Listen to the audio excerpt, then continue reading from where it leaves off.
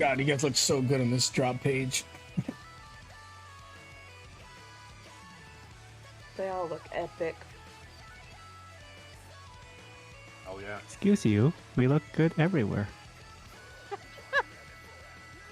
Only on this drop page. No. Yacer said, "Come correct, okay?"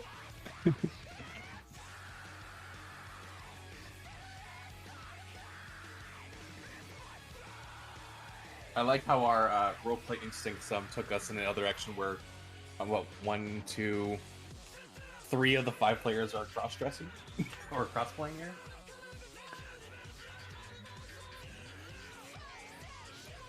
Sometimes you gotta just be the old veteran. Although I'm not actually an old veteran, so that's false advertisement, I suppose. Sometimes you just gotta brand your inner bitch. I don't want to harsh on Lewis's thing too much.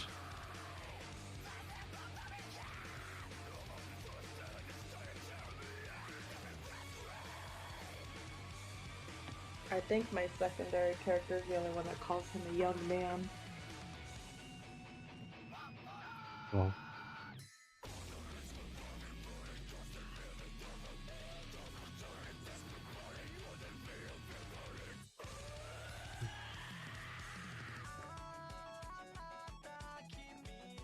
I kind of want to warn everybody though. This is also my first time ever playing a barbarian, so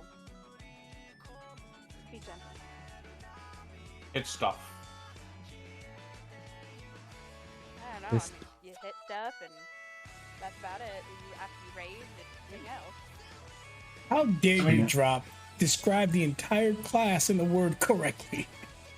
Here's the thing. The tactical element of barbarians is twofold. Positioning, so you can maintain rage, but either always being able to attack or get attacked. That's the first challenge, I'll say. And second is when to use reckless. Because it's either, if you know you're going to get hit anyways, then you're reckless. Or if you don't care that you're going to get hit, you reckless. I struggled Although- with Verona so much, so I feel for you. The whole point of Zig is to be a punching bag so I Mhm. can protect all of you. So I'm just going to anticipate that I'm gonna get hit all the damn time. I mean, look, I would say if you're surrounded, don't reckless. Because Yeah, those no. hits will add up quick.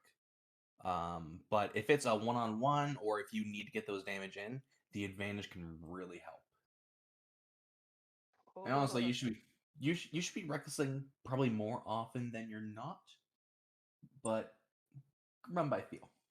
I would say the biggest thing is just positioning yourself nicely so you can always be where you need it.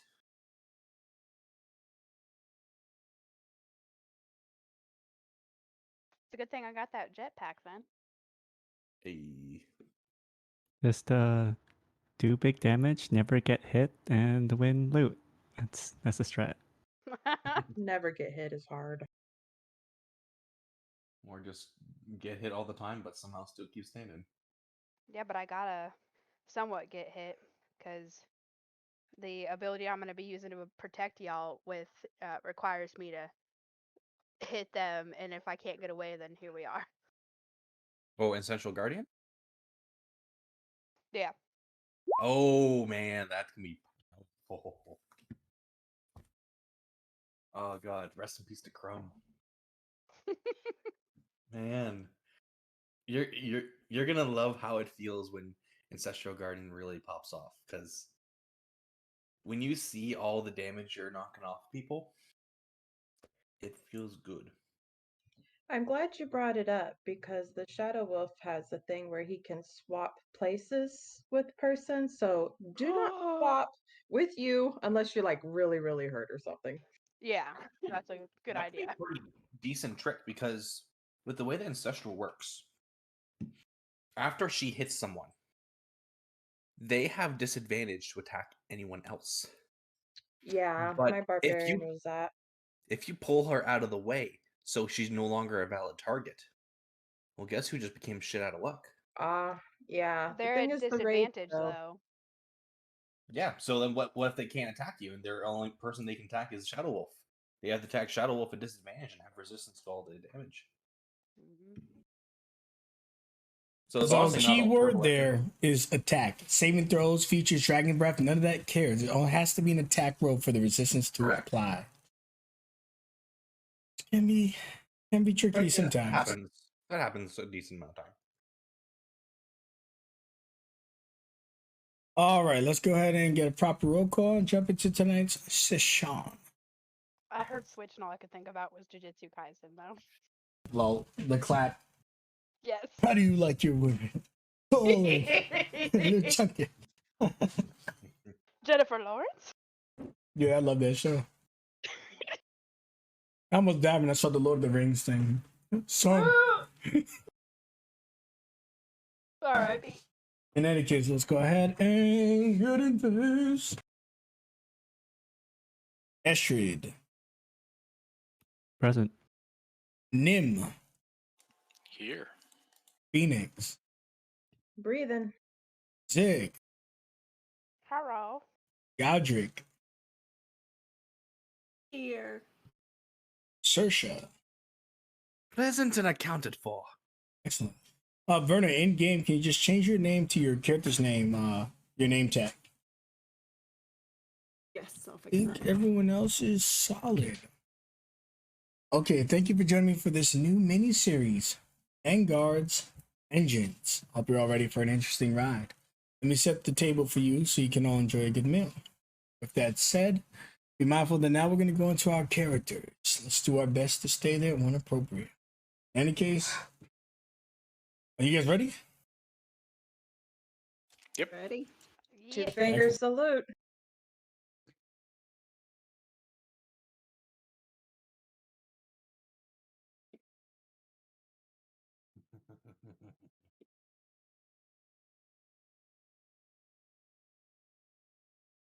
So all of you are currently at the base, except for your leader. She is at a place called Downpour, a prison. They only keep the worst offenders.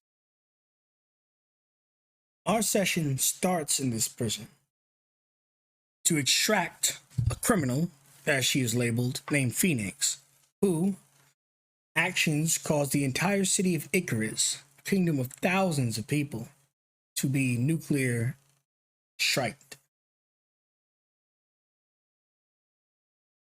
Nothing too serious. In any case, in preparations and just before we get there, what is Shersha thinking or doing? Saoirse's mind is a little lost, admittedly.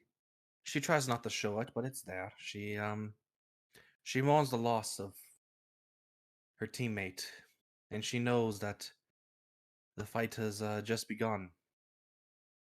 She thinks about her other friends and compatriots, and she knows that they have many goals that they want to achieve on their own, and yet here I am, ordering them to walk towards death once more.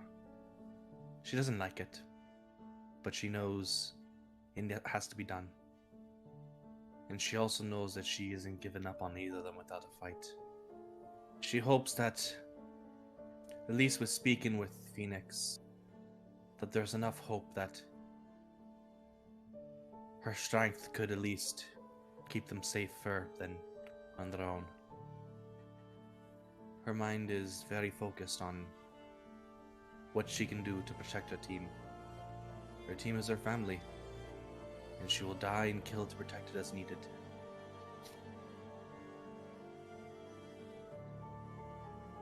Excellent. And as you arrive at Downpour through a secret entrance,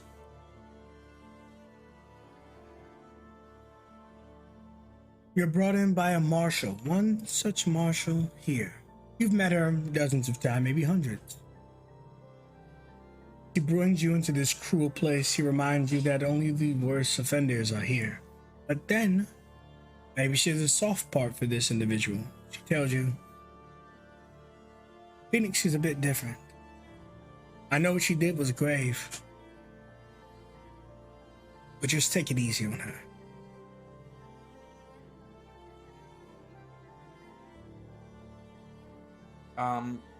Is this person equivalent, higher, lower rank than me?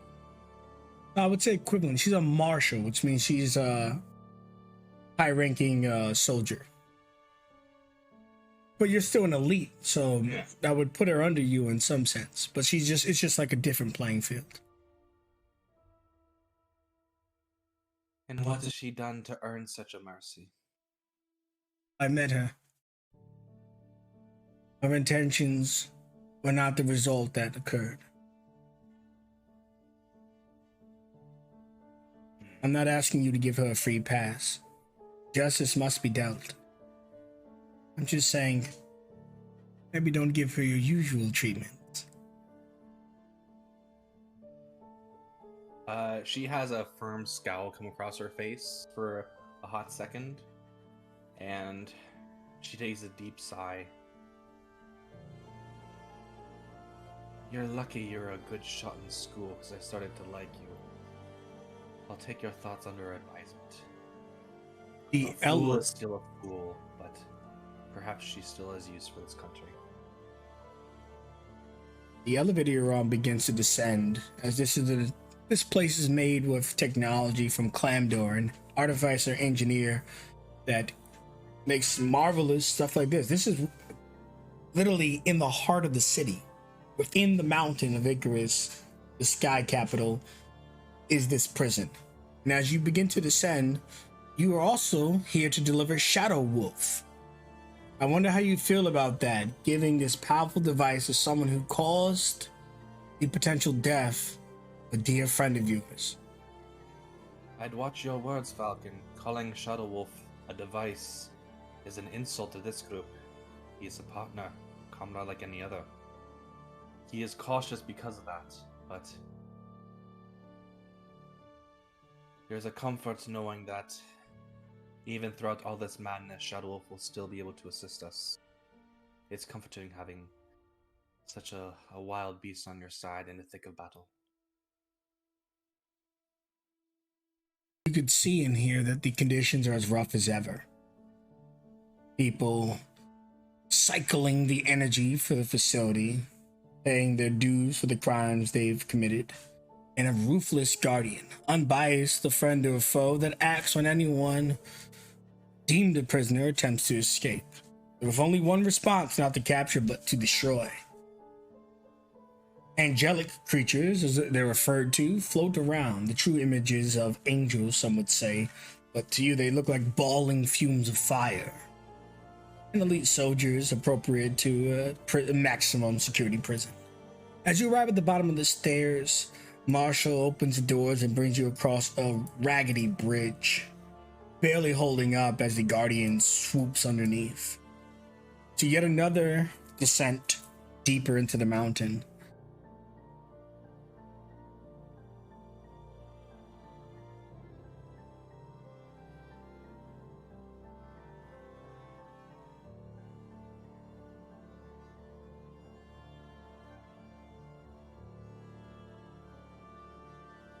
You guys have vision on this map.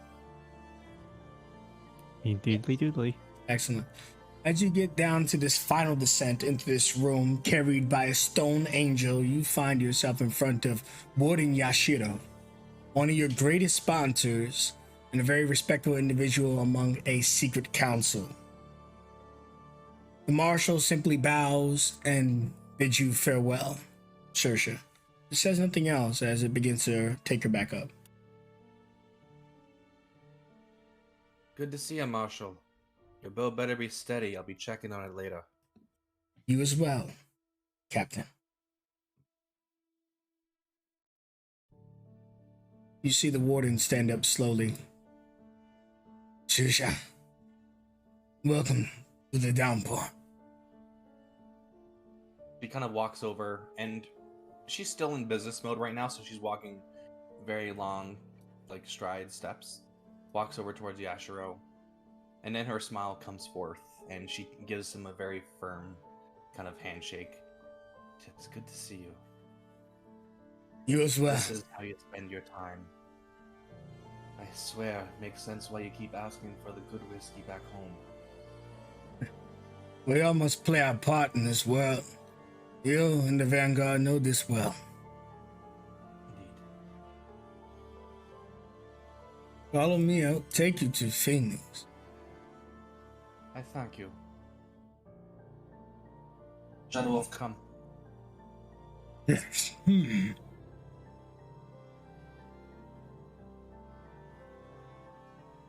As you walk through here, you could hear people yelling and screaming. Some of them are more active than others. Some of them are not even alive. The warden looks at you as you see some of the dead prisoners. It is a foul fate to be in the downpour. They eat their own so easily.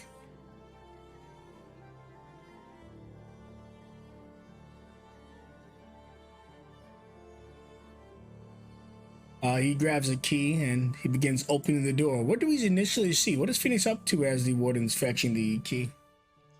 Real quick question. I'm guessing she has not been given any of her stuff yet.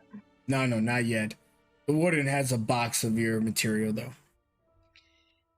Having been able to write one letter and sending it off with some strange lady, she now has not much to do. Phoenix is someone that has always got to be tinkering, always busy working on stuff, but not having anything to do. She is probably sitting on the floor with her back against the wall, her knees bent up, and her elbows kind of resting on them with her hands in front of her.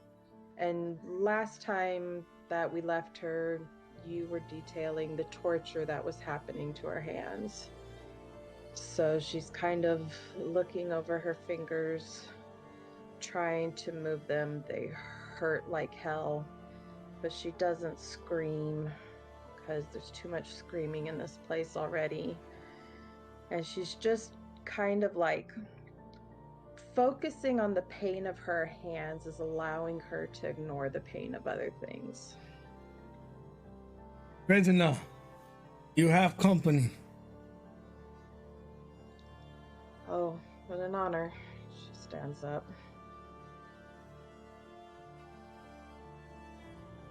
This is Captain Shasha. Well, I'm sure she will introduce herself to you. Phoenix just gives a slight nod when he says captain. As you see walking in, describe those for those watching as well as those aren't fully familiar. You see a slender, wild elf. So elven woman, long ears, kind of almost horizontal at this point. The hair is decently kept, but not really tended to as a hobby, more just as for appearances. And very much covered head to toe in tattoos of sorts. You see two dragons on either side of the neck curling around with the wings outstretched around the back of the neck. You have like this sleeve of roses and other plants coming up one arm. The other arm is covered with like geometric patterns. And she walks with a very strong stride. Imagine like model and heels on a runway. But with this power to it, this kind of natural stance that makes people tense up, whether it's out of intimidation or respect. And she kind of like walks in without a word and it's just like eyeing you up. How is Phoenix's emotions holding up? Is she been broken by the prison conditions, or is she still holding herself? Oh, she's been broken, but she's done crying because she's been in here for like a week. She's teetering on the edge of numb. So, like, there's no tears welling up in her eyes. It's more that she's doing what she has to do to survive. That's yes, sir, no, sirs. And so, I mean, she's relatively quiet. You can tell she's trying to stand up straight, but her body is fatigued. It's been through hell. She's not being like disrespectful in any way, but you can just read it on her that she's stubborn, but she's not too stubborn for her own good, if that makes sense. It appears you have some trouble standing. Here, let me help you. And she grabs you by the back of your clothing and basically holds you up against the wall. That's better. That's how you stand at attention. The name's Captain Saoirse Gall. You do not use the Saoirse or the Gall, just Captain. Yes, Captain. I don't like what they did to you here, but I can't excuse it either. You killed one of my own. That is never forgiven. Never will be forgiven. Do you still wish to do something good? Or do you want to accept that you're now the villain? If I may speak freely, I've been told I may have the chance to get my revenge on the creature that did this. I am very eager for that opportunity. Revenge is a popular motivation around here, but it's not one that will fuel you for long. Think not of revenge, but think of those who have died. Think to avenge, not revenge. We will avenge all those who have fallen to your folly. We will make your mistakes be paid for in the blood of that machine. You will help us to defeat it, or we will die trying. Phoenix, if she was her old self, would make some smartass comment about the machine doesn't bleed. Instead, she swallows her smartassery. We all fight for what we fight for. I don't know that it matters too much as long as we get done. Oh, it matters a lot, young one. I have seen many come and go in this field. Many live, many die. Their motivations are what keep them going. Revenge is fine and all, but look a little further. She looks kind of in your eyes and she says the following words. She says, "Think of those you still care for." Oh, I knew there was someone. Think about them. Think what would it mean for them for you to fall, either in this prison or in battle. Would they want that? No? Then you live on. You live for those you care for, and you protect them to the end. That is what we're going to do. Understood, Captain.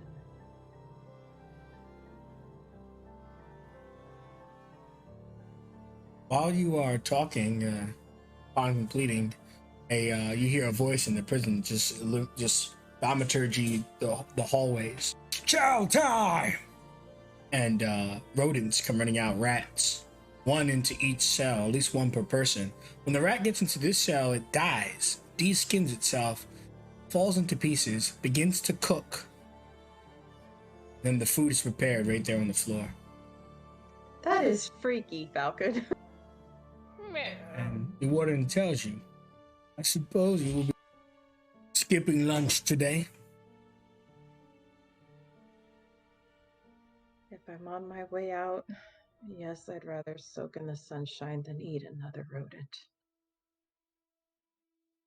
Not full of protein, I will admit. It is not the best meal. Especially when you come from where I come from. You're in good hands, Phoenix. The captain is stern, but she is good. Remember that when you put your life on the line. Warden, may I ask you one thing before I go? He does a soft bow. I wanted to ask Mal, but I haven't seen her again. Did the Marshal lose anybody in the attack? Do you know? The marshal lost her grandfather. She kind of loses her breath for a moment. Thank you. And the warden walks you guys out.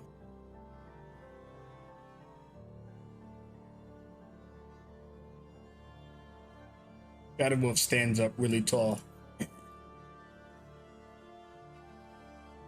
towards Phoenix. She just looks up all three. If she does not have her boots, she's only 3'3" right now. And she kind of just starting at her eye level and then looks up.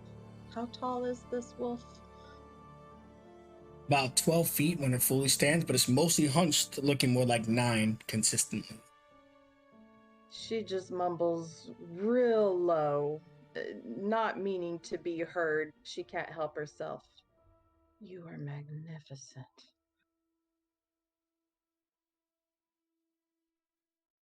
Looks towards the captain. Then lucky you. It seems like you'll be a good fit for Shadow Wolf. As she kind of walks out, she's not very ceremoniously dragging you along with her. Wolf, meet our new compatriot for now. We will work together with her to solve our goals. You will treat her as a partner until then. If she turns on you, she's your lunch.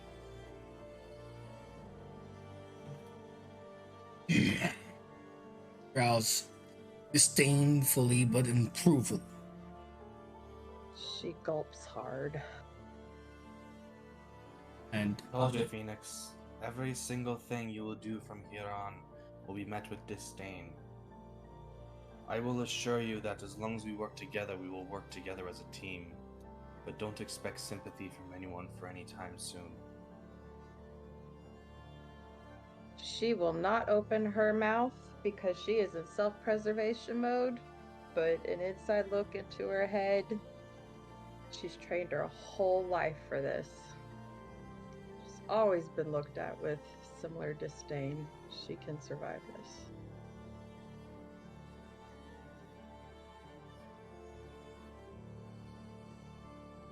And from this moment forward, you now have control. Shadow.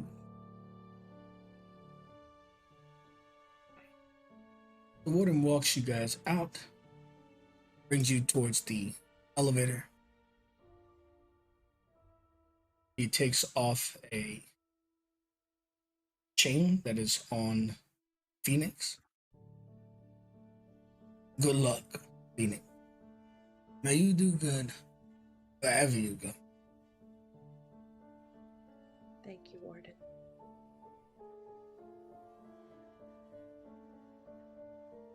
First things first. Gotta get you a warm meal and some tenderness for your hands. I can't have a shaky aim on my watch. Would appreciate that. Did the warden give her her stuff? Yeah. More appropriately, he would have handed it to Saoirse, and then she would have given it. Okay. Whenever she does get her stuff, she's gonna fiddle through there real quick. She's looking for her tools. She wants to make sure all of her tools are in there because of what they're about to take on. She needs all of her gadgets and gizmos. Just making sure nothing found its way home with the guard or something. When you check, the conditions of the prisons are poor, but Yashiro is a very honorable individual himself. He made sure that everything that you came in here with, you have, except for that which you instructed to give to your allies instead. Okay, she's satisfied with that and weakly puts it over her shoulder. One thing you would find, I'll say, is when looking at, let's say, your tinker's tools, since usually a kit of tools, whatever was the thing that was most worn through, like if there was a very worn screwdriver or anything, you'll find those were replaced. And they have pristine, if anything that wasn't in very workable condition was replaced or repaired. Oddly enough. When she sees that, then she pauses. And she doesn't take her hand up out of the bag, but you see, like, she takes a second longer than she should have to look at them. And she looks up to the warden with, like, a question written on her face, even though she doesn't say anything. It was on Saoirse's orders. Anything that is not in working condition is in working condition on her arrival. She's still not going to ask. She will let it return to the bag and close it up and put it over her shoulders. She doesn't know who to thank, so right now she won't thank anybody. And you all eventually get on the lift, and the angel's wings twitch as though to fly, but its mere direction just decides whether you're going up and down. So as they raise, so does the elevator, and the chains get pulled. And the higher you go, the screams begin to fade. From all the ugliness down here, from all the horrible people and creatures alike, from this prison that you spent a week in, eating rats that destroyed themselves and became your meals, to drinks that I shall not describe, to other prisoners to which one had stabbed you your first day here. Finally, a little bit of fresh air. Fresh for you, but would still be stinky for someone like Saoirse, because the conditions below are horrible, but the conditions above in the immediate prison are not much better. It's not till you finally get out of the entire foundation of downpour that you realize what so little time could do to a person, change a person, as the air is truly something to be treasured, not something to be expected. As she steps out and feels the breeze, she looks over her shoulder. She says, Elenon, I'm not coming back there. If you do well, every one of my words will be keeping you out of there. Don't misunderstand. I want you at your best for the sake of this kingdom. You prove yourself here, I'll ensure you get to keep doing that. Thank you. She does a slight nod and is just gonna follow you wherever you go. Don't thank me yet, I'll be putting you through the ringer, believe it. And you see like a mix between a scowl and a grim smile come across her face. Yes, Captain. And with those words, we find ourselves a few hours later as you're taken by boat. Just the two of you on a boat, you and the captain, towards an island, simply named Van Island.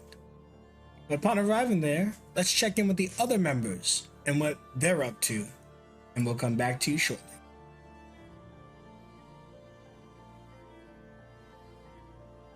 So I would say it's just another night for you, for the rest of you. But it's only a few days after the city was assaulted by constructs, as most people would call them, but you know them to be technology or robots. Very odd for the timeline we're in, but still a present threat.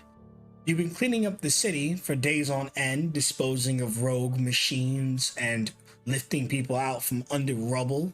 You're probably tired, but being an elite task force, you're also used to hard work. So I want to know what each and every one of you are up to, and feel free to be anywhere you want. I just put you in your bedrooms.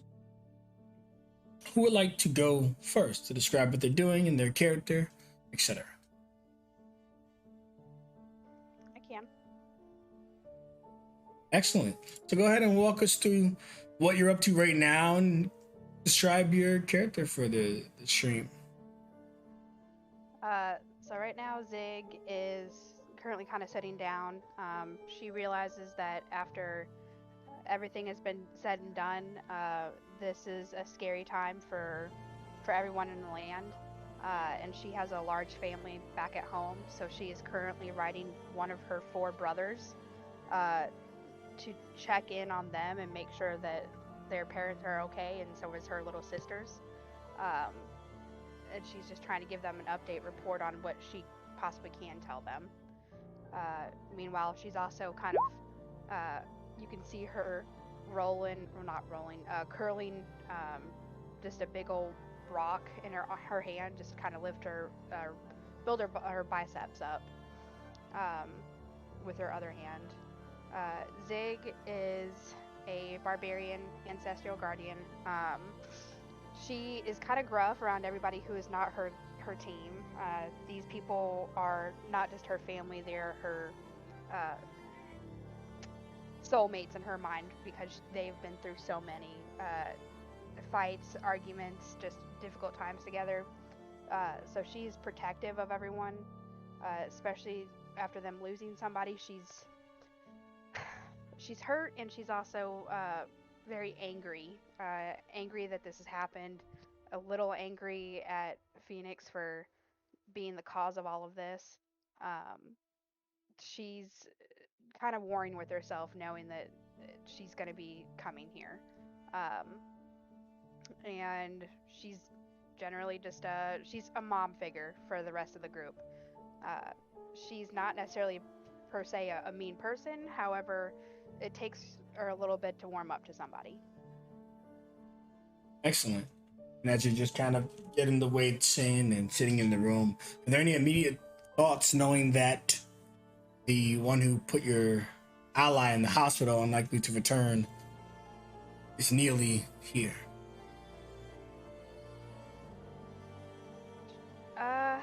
Like I said, she's angry at her. She's kind of trying to temper her temper to make sure that she doesn't do anything rash. But she also knows that this is needed. It's not like we're doing this because we want to. We have to. She's also kind of somewhat thinking about giving her the benefit of the doubt because we all make mistakes, and she doesn't know everything of that happened, or do we know? Just what you've been told about the city. No one saw it happen, so it's hard to be sure. Okay. Well, then she's gonna try to hold out because she knows there's also two sides to every story, but she's still a little angry. Okay. Thank you for introducing your character. Who would like to go next?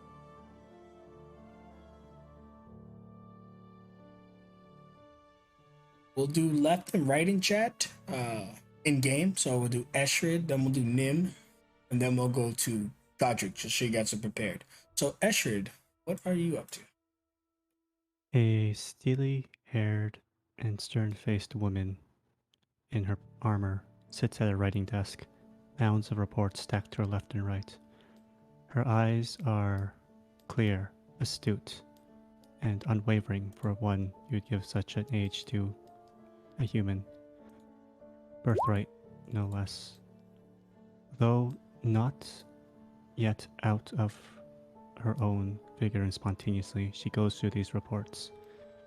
On each of them, you see a marked seal wax crest, a hawk holding a javelin, the symbol of her house, a feared and infamous one, but one that always acts in the interest of the council nonetheless. You see her comparing reports, a list of completely destroyed buildings, livelihoods and homes which will never be returning, and then another list, this one on a very nondescript piece of paper, a list of names. Estrid thinks back to just a few hours ago. Even in this calamitous time, when all should be banding together, there are always those that seek to use catastrophe for their own gain. She intercepted a bunch of smugglers guiding refugees to ships once escaped. No one knows where they left. As glorious of a city Ikarus is, there are some that can only exist in the shadows, undocumented and otherwise. But this catastrophe proved an opportunity. With so much widespread destruction, who knows, another body or two mixed in with refugees. Finally, a chance for them for a better future and citizenship.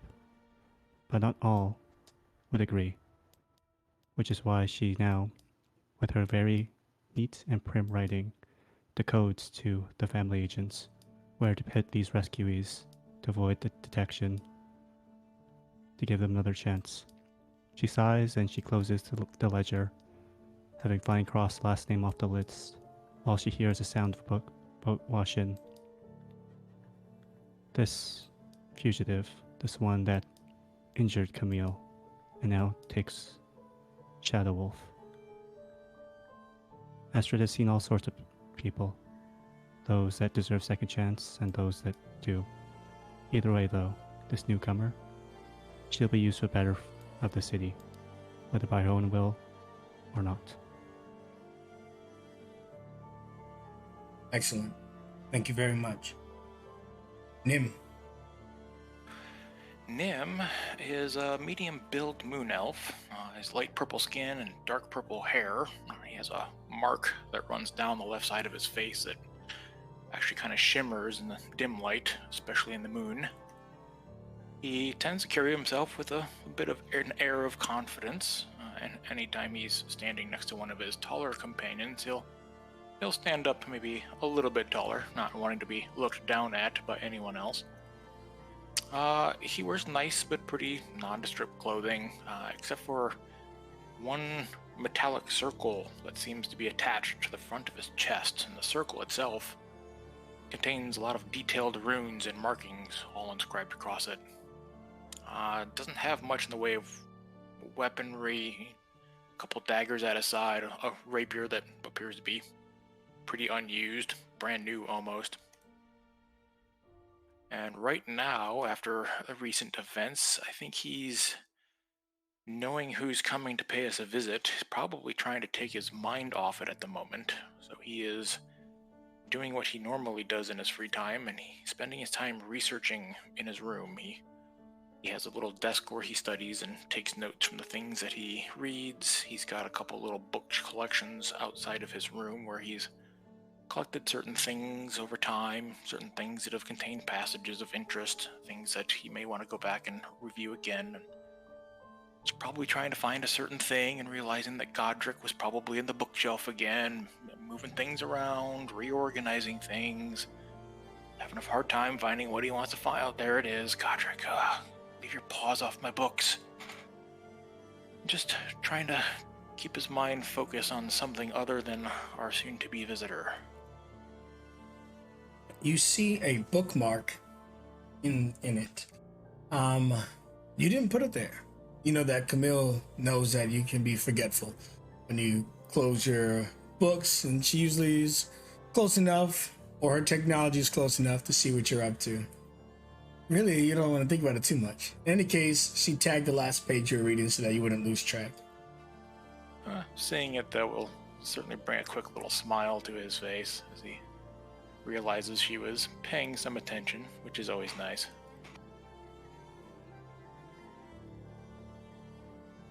Right. And as you think of that and do other things, we go to Godric. What does Godric look like? What is Godric doing? What's he up to? So Godric is a 7-foot tall fang fauna panther. He is a rogue assassin, and at this point, knowing what is coming, our guest that is coming to stay, he usually at this point in the night, he would be settling down to read probably one of Nim's pilfered books, but not tonight. He feels very anxious. They've been working, nonstop to try and get people out and help rebuild the city and start doing that. So he's exhausted, but he still feels this just anxious energy. So he's out just prowling around. He is probably, waving a hello at guards as he sees them. They're probably very used to him just kind of stalking around the grounds at night. He just, that's how, if he can't, he's not gonna curl up and try and go to sleep or anything. Like, he just needs to kind of just roam and think. He's feeling, he's not sure how he's feeling. He's mostly anxious about the fact that their leader has left, like crazy shit's going on, and their leader is gone and separate from them, and bringing back this what seems to be a incredibly evil person. We've not been told much, so just anxious about bringing in this new person, and anxious about what it's going to mean for this group's future that does feel like a family. It's Godric's only family, so he feels very similar to Zig, that this is family. Like, this is it. So he's just anxious about what the hell this is all going to mean and what comes next for us. Excellent. And as you're wondering that, you can see your raven come flying in. Zuzu, there you are. Where have you been?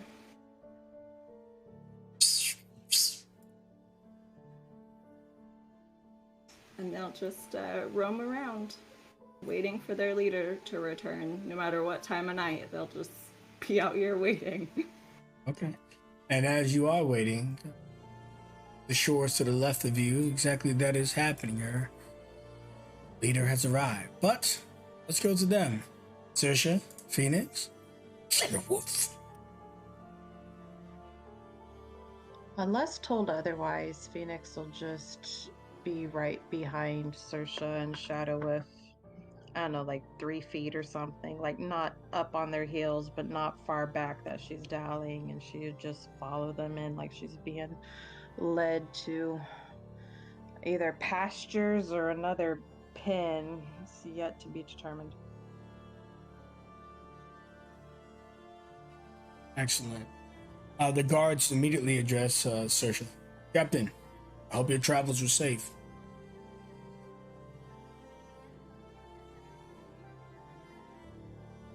You're muted, Zone. Naturally. Yes, all is well. And she kind of steps forth. She kind of takes a couple steps forward, and everyone hears a very loud "Attention! Captain on deck!"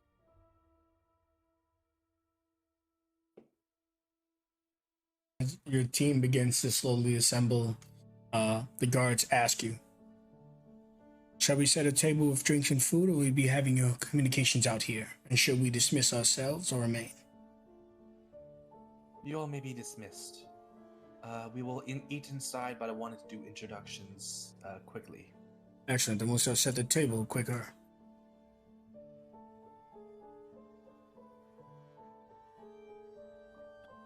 Seeing all these people come charging down the lane, Phoenix straightens up a little bit her posture and puts both of her hands behind her back. The Vanguard? We are going to have some troubling times coming forward, and the mission will be just as hard to complete. Because of this, and because of the unfortunate injury of Camille, we have agreed to take on Phoenix to assist us for now. I'm not asking you all to forgive her, but I'm asking you all to trust her to do her job, as we will do ours. We will work together to ensure that the mission is done. Afterwards, we will all report back to me, and I will make a report on whether or not she did her job properly. Any questions or concerns? Yeah, Zig will kind of pop her arm up or her hand up and say, Captain, if I may. Of course you may, Zig. Speak. She's going to kind of stand where she can look her kind of in the eye and say, so what's to stop us from, or for her from betraying us, as it were, again? Twofold. Well, threefold, perhaps. One is the words of others. She's actually received a couple of commendations asking for for better treatment, which is why she's still walking here. Second, Shadow Wolf has been instructed to stop her on sight at the aspect of betrayal. And 3, if she even tries to touch one of you, she will face my barrel in an instant. I will not let anyone come between us and victory. I think the words that was told to me were true. She was used and treated like a fool. Unfortunately, her mind was not big enough to see through deceit, and that folly led to this disaster. It does not make her malicious. Necessarily. Thank you, Hobbit. You're okay. Love Doesn't you, make drop her zone. I vanilla. love you. Love you too, Bish. But yes, doesn't make her malicious. I'm choosing to trust that, but naturally, suspicion is welcome and expected. Nim raises his hand. Pardon me, Cappy, but have you completely lost your mind? Nim? I'm pretty sure I spoke clearly. Have you lost your mind? Have you lost your tongue? The name is Captain. Or do you need to go a couple walks around the ocean to remind you? Just add it to my tab.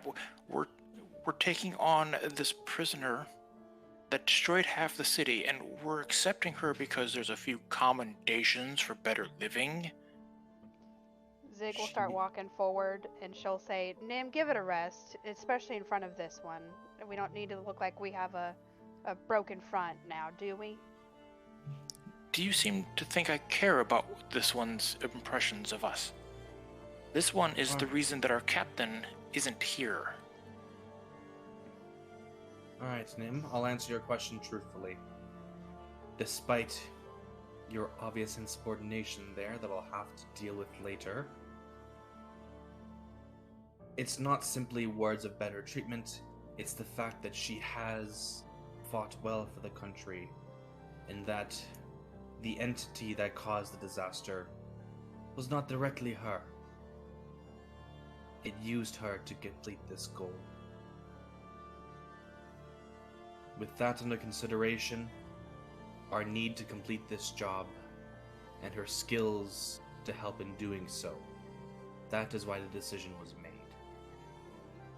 I am not seeing her as a person that destroyed the city, but a fool who got used to let someone else do it.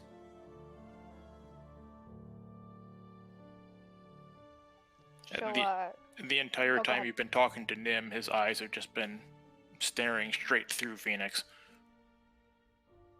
Depending on how good your perception is, there was an ever so small start to an eye roll whenever Saoirse would say she is a fool, but she caught herself and put her eyeballs straight ahead forward.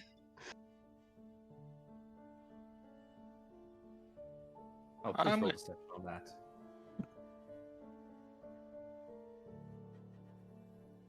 And while this dispute is going on and the eyes are stabbing Phoenix in the heart, what is Estrid and Godric doing? And it's okay to say you're not doing anything, maybe just standing idly, but just in case you want a chance.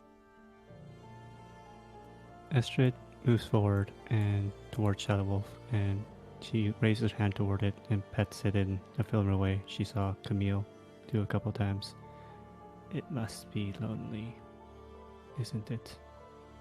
It's okay, boy. I'm sure she'll make it. Camille is a fighter, if nothing else.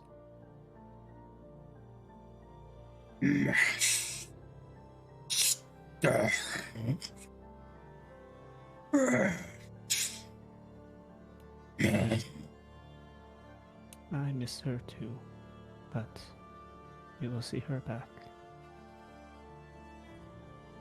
He doesn't know many words. The words he does know is hard to manage, so he grumbles some more. He truly loves Camille. As was mentioned earlier, how disrespectful of myself, this is not a thing or an object, but a person. May have been made from metal, but it has a soul, at least it seems. As Shadow Wolf, destructive as it is, truly cares for each and every one of you, and especially for his master Camille. Godric. So Godric is leaning up against this barrel, kind of just doing the equivalent of eating popcorn and watching the shit go down. He has a tendency to just kind of trust orders, and if his captain says that this is what's happening, this is what's happening. So, he doesn't have a lot of fight in him about it. So he's mostly just watching Nim be an asshole. And it should be noted that when Nim said Cappy, Godric's eyes got huge and immediately shot to him, because Godric barely gets away with that in private in times of, peace and rest. Like, for Nim to be called, like, whoa boy. So he's just, like, over here watching the drama unfold, like, half tucked back. Excellent. And Saoirse, do you have anything else for these individuals before they go to their rooms or dinner or whatever else goes on before we get on to the adventure tomorrow? Well, if there's nothing else, Estrid, Phoenix's hands are injured. I'm entrusting you to grab some salves and use some of your abilities to help get them back to working condition. If she can't fire her crossbow straight, I'm expecting you to make sure she can. Can I trust you with it? Estrid pauses as she releases her her hand from Shadow Wolf's exterior. She takes a cool look over to Phoenix for a moment. It seems like her eyes are flashing steel for about a millisecond before they become inscrutable once again. She looks toward her captain. Of course, I will show her around as well. Thank you. Dinner will be ready shortly. So, get some of the salves from the medicine quarters and please get that process started. Understood, Captain. Zig, out of character, who was Phoenix bunking with? Me. Okay, so she will say at this point, Zig, you're the one I trust the most for babysitting. I'm gonna have to ask you to let her share the bunk.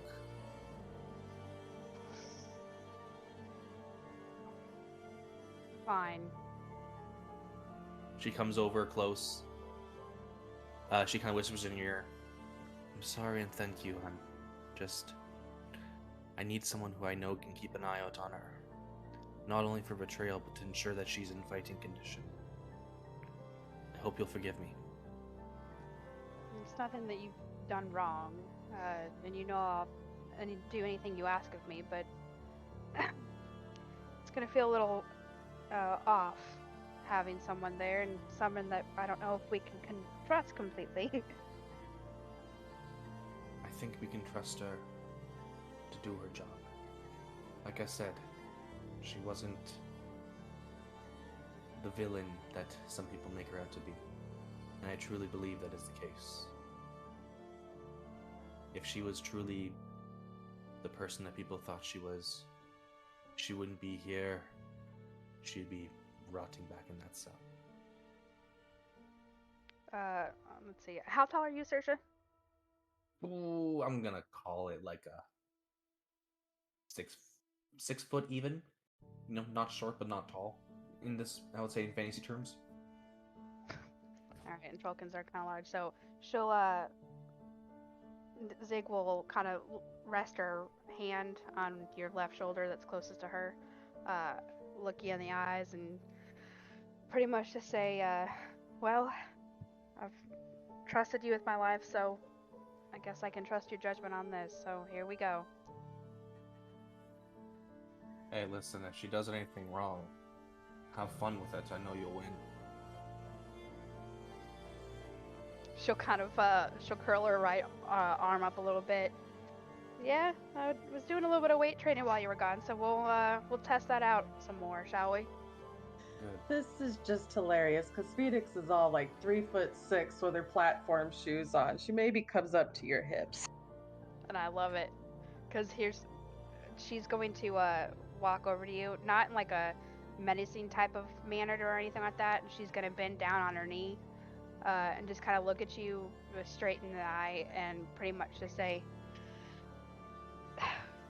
so the captain trusts you and your character, which means I have no other choice to trust you. However, be mindful that if I ever catch a whiff that you have anything planned, you won't have to worry about going back to your cell. Oh, trust me, if I was going back there, I'd rather die. She'll kind of smirk a little bit while she looks at you. She'll say, I can understand that one. And she'll kind of lift up and say, come on, let's get you fed. As you start to rise, she's gonna ask, are you a heavy sleeper? She'll kind of raise her eyebrow and say, why? I usually spend most of the night tinkering on things, and I'd hate to keep you awake. Oh, I've survived off of 30 minutes of sleep. We're okay. I can promise you your tinkering will not be a concern. All four of my brothers snore like they're sawing trees, so I can promise you it's not going to be a problem. For the first time in like weeks, a very slight smirk comes to the tip of her lip. I have 3 brothers. I think I know what you're talking about. She'll kind of huff laugh and say, well, I guess there's one thing we have in common. Let's go. Trish will kind of say to everyone, Vanguard, you're dismissed. Dinner's in 30. You have your orders. We'll reconvene then. Nim, a moment. Oh. Aye, aye, Captain. She's gonna drop you off at Estrid to say, I trust you'll give her the tour. I need to clean some things up in the room. Yes, of course. Seeing that Estrid was the one asked to tend to her hands, Phoenix is just going to offer her hands out at about her chest level. Usually they are gloved, so I'll say she takes her gloves off as she does so very painfully. And these are fingerless gloves, but dragging them along the length of the fingers that were pierced through by the torture chair, you will see pretty gruesome wounds, I imagine. Estrid looks at the hands they're extending toward her, studiously. They did a number on you, didn't they? Well, at least they left the ligaments in place and nothing missing. Come, if I just heal them here, they might close up weird. I'll take you to the medical supply cabinet. We should be able to find something lying around. Her posture relaxes just a little bit. Estrid does have the appearance and aura of a elderly matriarch, but from what she walks and from the armor that she carries, as well as a weapon jostling at her side, you can tell that she's anything but.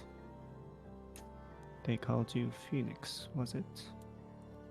Yes, ma'am. She gives one small look over her shoulder, then back toward the path. There'll be many things that many people will say to you. I'm sure you imagined it all the while there in that prison. But while you're with us, you are part, or at least escorted by the Vanguard. Never let that out of your mind. What you do, what you act with, choices that you don't make, they reflect upon us now, as well as yourself. I understand. Good. Now, I've instructed with the tour. Here you'll find the study and chapel. I know not what deity you call your own, if any, but you'll find any shrine or object for your worship in there. Next is the washing chambers. I'm sure that the captain got your personals either delivered or on coach. You'll most likely find them cleaned and cared for there. We have a few helping hands come around, but unless you get their attention, likely the captain's already got something in plan for your schedule too. Tight The ship door. she runs. Van Eschrid. By the way, most of the time, outside the captain title, the rest of you are referred to include the captain occasionally, as Van. It's short for Vanguard, of course. Van Eschrid. I was told by sure should have certain supplies ready. We would say captain. I may forget, but they will never. Ah, yes. Please leave them on the table here. And Captain dinner is is- in 20. Captain's orders. Gives you the material. Retreats back to the cooking room. Take a seat. She sits and places her hands palm up on the table. Astrid sits across from you. Behind us is the captain's room. You may find her there, but likely if you have any business or if she has been any business for her, she'll find you before you would need to come to this place. She works quite quickly at your hands with all the precision of a chirurgeon, but all the bedside manner of a butcher. She quickly wraps it up and she holds out her hand over your own. She murmurs a few words, a creed, a motto to her house, as you feel warmth filling your hands once more as she lay on hands. Bedside manner of a butcher. She winces and grimaces, grinds her teeth a little bit, but stifles any howls. Mm-mm. You'll also heal fine. It'll take a bit of getting used to, but the rest is up to you. Try not to have them too idle or in too much motion. Shadow Wolf will take best care of you. Again, you are under our care. Your life, your purpose, your duty.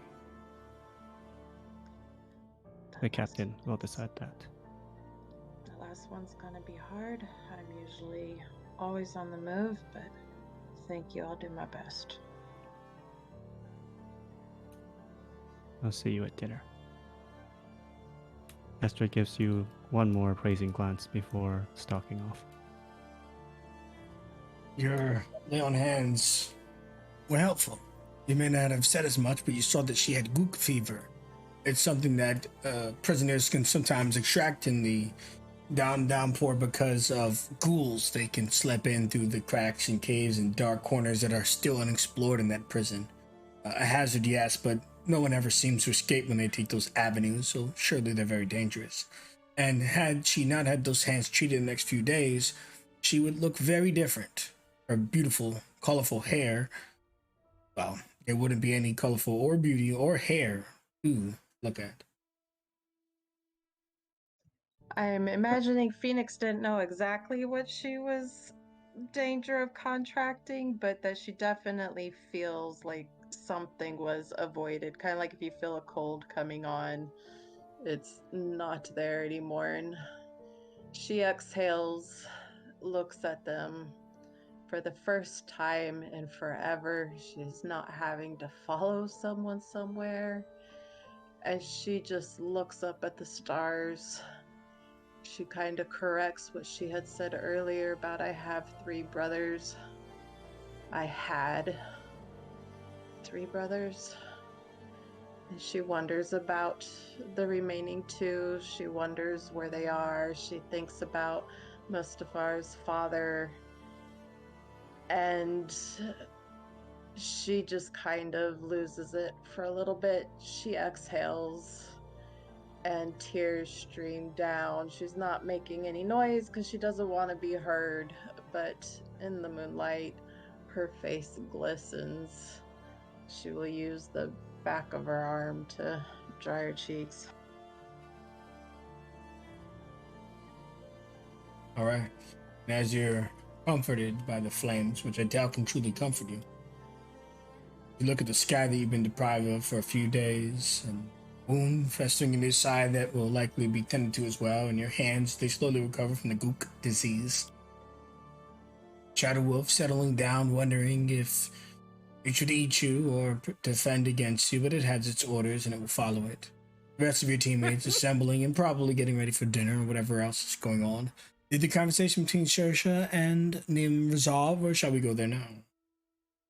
I think it will resolve shortly, but to come back to it, after the chiding and the prompt sock in the face for forgetting how to use captain, she responds to Nim with, "As I said, she was not the perpetrator but the tool. And that's why she is here. If she was the destroyer of cities, she would be rotting in the sun. I'm not asking you to forgive her for what happened to Camille. I won't, you may never. What I'm saying is, one, we will use her as a tool of our own to ensure the job is done. And two, I'm telling you that when in front of other people, it's Captain, you thick-headed dundercoop." Fine. I will do what I can to not kill her in the middle of the night. And that's all I ask. Listen, if she doesn't pull her weight, and by the time things are done, we think she is not a worth to this city, I will report just that. There are fates worse than death. You know it, I know it, and you and I both know I can give it. I'll trust you on this matter. Just don't be surprised if she doesn't get a timely heal when she needs it.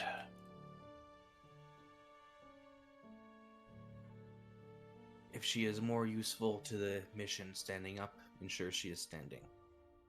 Can you at least go that far? I will try. She ruffles your hair a little bit. Thank you. You really don't know the physical thing. That's really doesn't need to happen. And then she gives it a firm yank. 2 laps around the course before dinner. Oh, come on. Go! And she goes in like drill instructor yell. Move it! Okay, alright, fine. He starts jogging about a quarter of the way around and then starts walking. And then you realize that she's right behind you. Hearing footsteps coming behind, I think one is more angry than the other. Phoenix will get her composure. I find myself walking through doorways and maybe even dodging through windows. I'm not quite sure. Shush will slower pace when coming up to Phoenix. I'm sorry, did the time pass already? I didn't mean to be late. No. You got about another 5 minutes. We're just finishing. I trust Estrid was helpful. Yeah, not the most tenderest of touches, but I think I'm better off thanks to her. That's good. I'm doing what I can to help everyone understand how things came to be what it did. I appreciate it. But don't go out of your way for me. I'm used to ignoring what people say about me. As long as I get the job done, I will be satisfied. If it's just words, I would ignore it. I just want to make sure. My only goal here, Phoenix, is completing this mission and getting them home. I will use you for whatever ends to ensure that it is done. Understood. Alright, idiot. Time to get some proper food in you. Captain, Aye. how will we be referring to Phoenix? Von Phoenix or just Phoenix? Just Phoenix. Understood. The dinner table is set in the main room with the 6 tables per usual. Thank you. Tells you that there is cockatrice tonight. It made sure to remove any of the dangerous materials into the course. It is quite a luxury that Hugh Kitsune, who is here enjoying tea, wanted to make sure you had a good meal before you leave. Parting with that as well is warm milk also a luxury and quite rare. Fresh water, lemon, and light mead, because you do have a mission tomorrow. I'll lead Phoenix over towards the dining hall and ensure everyone is getting seated comfortably.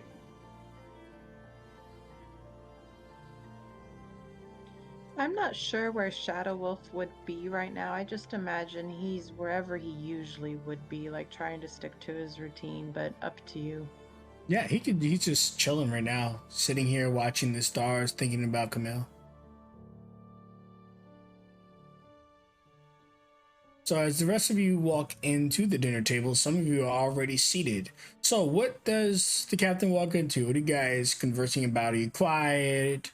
What are you doing, the three of you that are already here?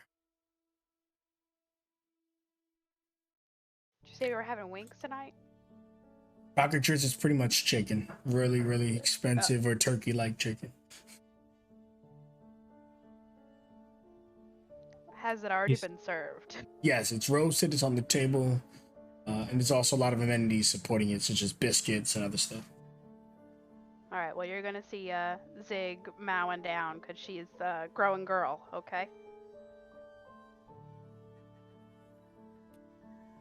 Estrid sips at the light mead, and she looks at the table spot that's normally reserved for Camille, but now the place setting is different. The plate and cutlery are different, but the absence feels all the same.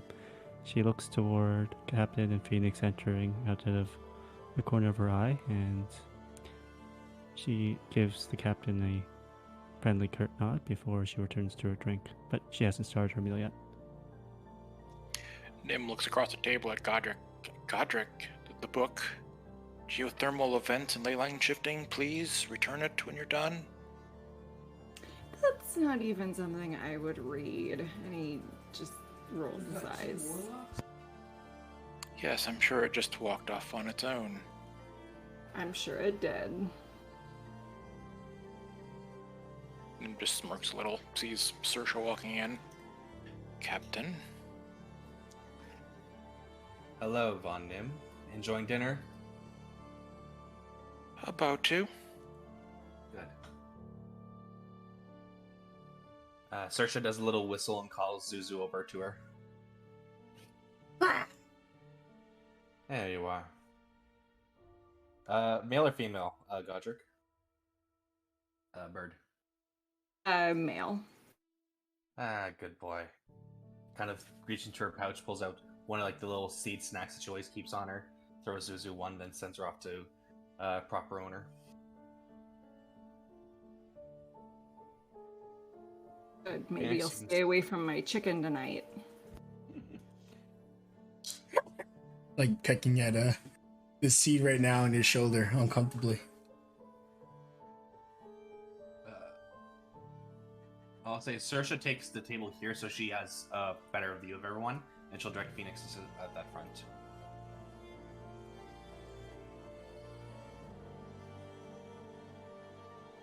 As you guys sit down, the guard comes in and he's got a knife. And even though Ziggs has already gone at it, you guys live quite nice luxury here. Of course, you're odied. You experience hell every day of your life. This guard over here begins to cut the meat and is literally just tending to each of your plates, putting whatever portions you want on them. Then he pulls out a bottle and he just goes, "This is an 1196 bottle of witch wine. Is tonight the occasion to pop it, or shall we wait for your return from the mission, Captain?"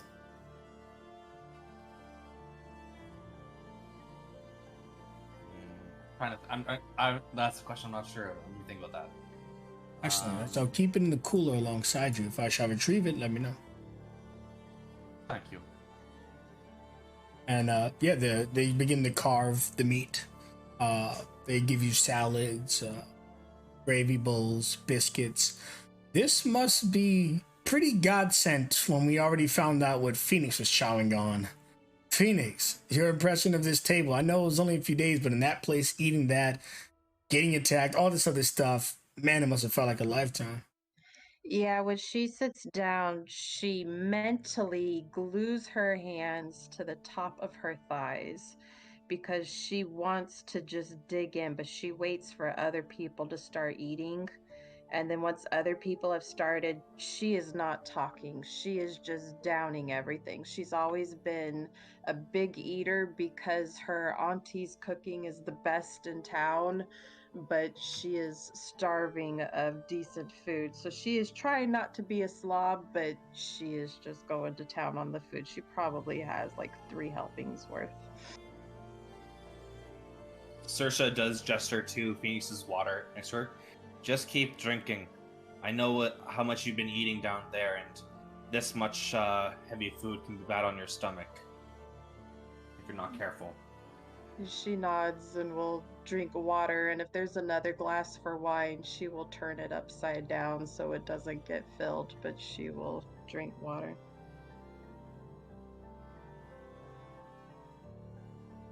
So, I'd like to ask the table, is there any interaction you guys want here? Or we assume you have dinner and you all get to bed? Nim would look around the table at everybody except Phoenix and just... Apologies for the outburst earlier. The stress of the situation has gotten the better of me, it would seem. Zig will kind of look around, and she'll kind of snort a little bit, and then she'll just kind of say, well, we're all kind of used to your arrogance by now. As much as we love you, it can be a tad irritating. However, we understand. He smirks a little bit, looking back. I can't help being so wonderful. Wonderful my ass, as you'll hear her say underneath her breath. Godric laughs and like elbows her a little bit. She's gonna look over at your raven and kind of scratch his beak a little bit and give him a little piece of chicken, or I can't not pronounce it. Cockatrice. And then she'll kind of look over at Saoirse and ask, so is there do we have a battle plan ready yet, or are we just going in there balls blazing as usual?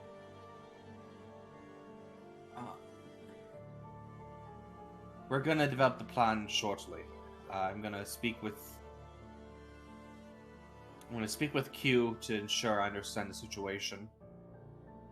Most likely it'll be a stealth infiltration at the head, followed by some guns blazing at the finish. She'll kind of roll her eyes and say, I hate stealth missions. Godric's ears perk up at the sound of a stealth mission. He's stoked. I know, Godric. That's why I have you here.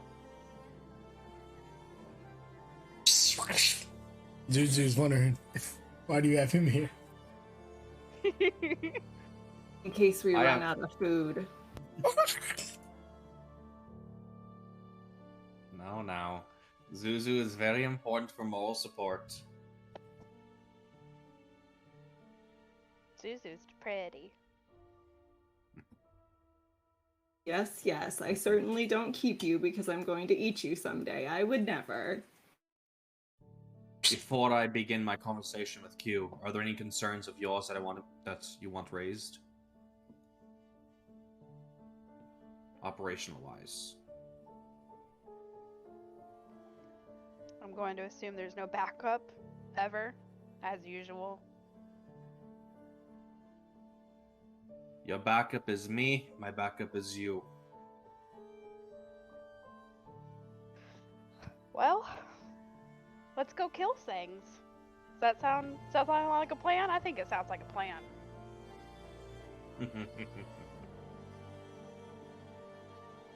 Hi, Godric.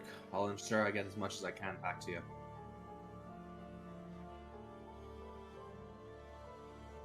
That being said, that's enough of mission talk. Relax. There's gonna be a lot of stress and even more insanity in the coming days. I want you all to get as much energy as you can.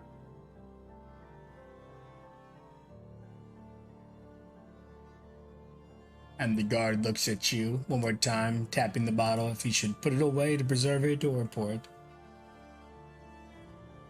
Honestly, I'm gonna need every glass I can get to open her up. He pops it, seems smell it to make sure it's as fresh as it claims to be. He puts it in the cup and tilts it sideways and gives it a little bit of a swivel. Then he walks over and goes, "It is pristine." And then he sips it, and it is not poison. And he pours your glass first, Captain. I expect nothing less from you, Jonathan. He nods, closing his eyes softly, before pouring Ashford and the rest of you a cup, gently, and tells you a little bit of the history of it. Yeah, Jonathan's quite a historian, and he's also here to make sure that if you're bored or anything, he finds proper entertainment for you. I grab Phoenix's turned over glass and turn it up right side up in front of me as a second glass for myself.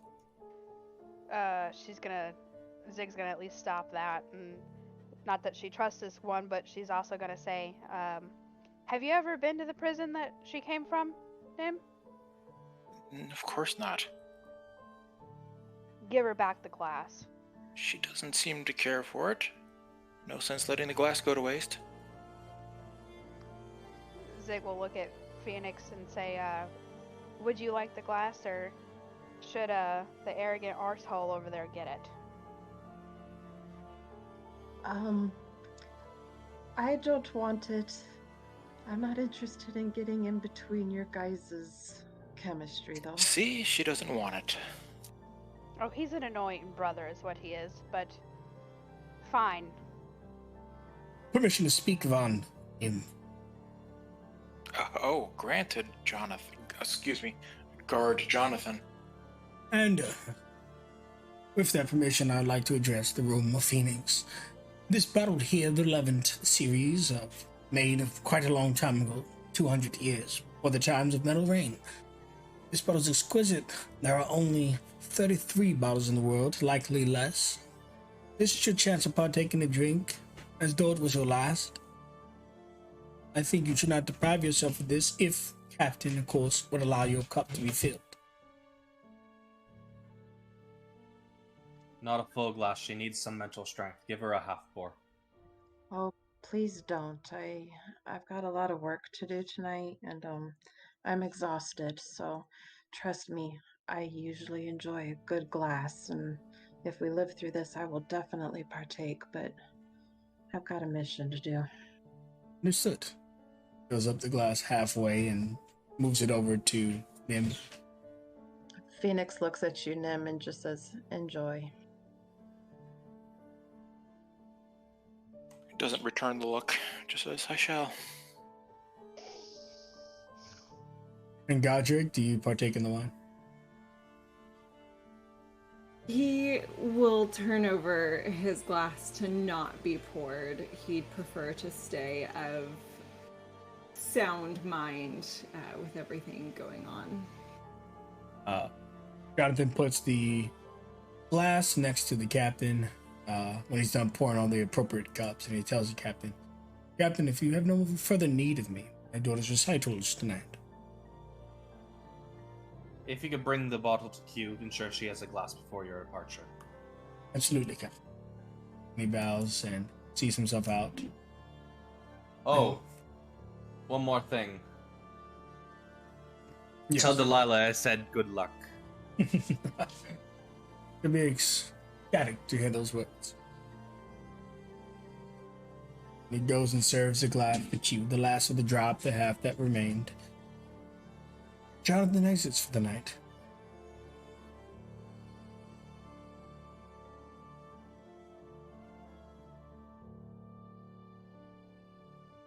As for dinner, eventually I'm sure you all enjoy your supper.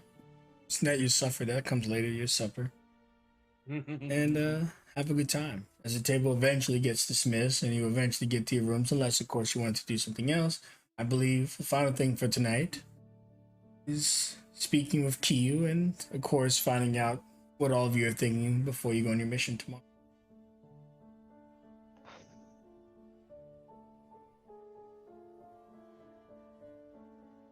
Or so after finishing, we'll kind of begin to make our way over. And the last thing she says, she kind of goes, "Vanguard, I happily walk into hell with you by my side. Tomorrow we do it once again, It's another day for us, but insanity for those who wish to be us. I want to see you at your top behavior, top performance. But I expect nothing less from those I've chosen. In Phoenix, stay your emotions. Focus only on what's ahead. I can't wait to see what you're capable of. Don't fuck it up. Yes, Captain. As Saoirse walks out, she's going to raise her eyes to anybody who's willing to look at her. Does she mean that hell part figuratively or literally? I'd say it's a bit of both. Yeah, I've been there. Fought the devil. Took a friend of mine. Then she will put her stuff down. And she will walk towards her room. As you start walking out, Nim just kind of mutters, "Only one." Well, if our intel is what we think it is, it's gonna be that way tomorrow, so why don't you hope and pray that we can stay on somebody's good side long enough to keep you alive. And she'll kind of not backhand him, but she'll kind of do a gib slap on the back of his head and then kind of rub it a little bit because that's her brother. I'm gonna need another glass of wine after that. It's not like you have much in there to wiggle around. Touche, touche.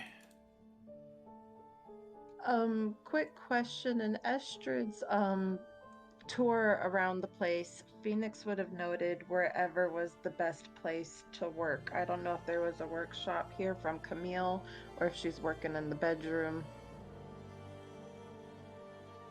That's entirely up to the van members. There's plenty of suitable locations up here with the light on the map, down here in this room where people usually snack.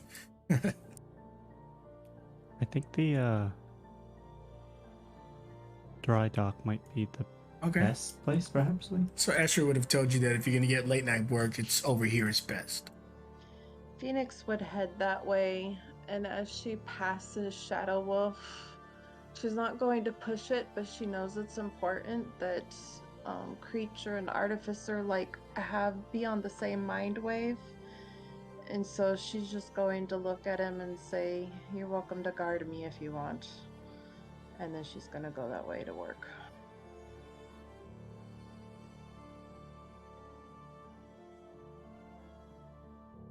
Excellent. And as you do assemble there, and I'll come back to you for your final thoughts of the night if you have something you want to engage each other in as you settle down for your bed, if you can manage. In the meantime, as you do head to work, Saoirse, you see that the guards look towards Kiyu, the only person here who truly outranks you, the organization owner. But they know you and they know her, so they don't get in your way. They just kind of acknowledge you, and Kiyu raises her glass to come. Saoirse is one who always feels it important to keep up appearances. So while she will relax shortly, first she does a salute and Vanguard Captain Gall reporting. Yes, come forward and have a tea. Sits down. It's always good to see you, Q. You as well. If only our meetings were on better terms.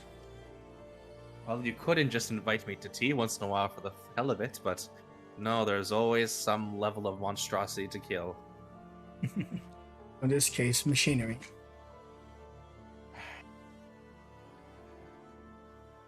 I have a surprising amount of hope in that Phoenix girl. I don't know what it is. Maybe just someone who could take all that darkness down there and still be able to look forward, or maybe it's just the bits of Camille that remind me of her, but there's something. She is young and of great potential. The cost that she strained upon the city can never be repaid, no matter how good her actions are. But some good is better than none. I don't want potential like that to fall victim to the foolishness that she endured. I don't know if she will earn the spot, but I'm gonna try to train her like I would anyone else. Camille's condition seems to have worsened. As you know, she is missing the lower half of her body entirely. I fear for her recovery, but we have the best in magic and machinery. See to it that she may yet come back to the guard. In any case, your mission tomorrow is quite pressing. She pours you the jasmine. Whether you have any questions before I give you the standard brief. Is there anything we know of this mechanical creature in particular and how it acts, fights? Excellent. I shall go into the brief. It will cover this as well.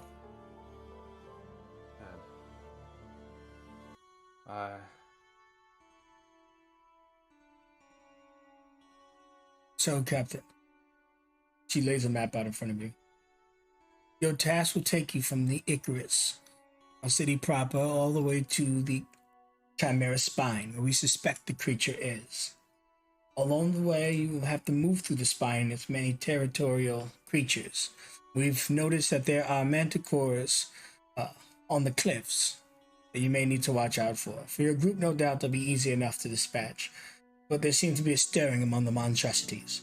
Upon arriving at the Chimera Spine, there is a hidden facility underneath the ground of one of the highest cliffs. There you will find Installation 97, a once base for the mind flayers of the old world of Metal Rain. You'll elevate this facility through several different floors, some of which our records indicate are no longer active and should not be hostile. The threats within the facility range from minor mechanical instruments to major destructive bots. So far, records show that you'll be dealing with swarms of things called procs and enforcers, as well as some greater forms of technology. Our enemy, to which you asked me earlier, to how they fight, they use high-intensity beams to quite literally melt and erase their targets. They are exceptionally sturdy despite being a floating piece of metal mostly broken. They can scan and see creatures even if they are invisible. They can release toxic fumes that will drain your body and make you quite exhausted. They're also quite resistant to magical effects, and most spells will not last on them long as the creature constantly cleanses any ongoing effects. Your opponent is devastating. He was able to destroy 3 wyverns, 6 knights, and withstand a bout with Mother Nature, the strongest creature in this world, save for a few names I can count on less than one hand. However, of course, you'll be tackling a portion of this device. Inside the facility, you'll need to shut down the main power cells, which is where Phoenix comes in. Before you get there, you'll need Godric to stealthily evade the laser lines. From there, the muscle of the group Zig can hold off the large boulder-like machines. Afterwards, you'll have to make great use of Nim's recovery and offensive prowess to keep you all in good health. And of course, there's Phoenix, who will be turning off the power grid entirely. And well, you know your own position. Are there any questions, Captain? Disabling of the power grid, does that weaken or incapacitate this entity at all, or is it unrelated?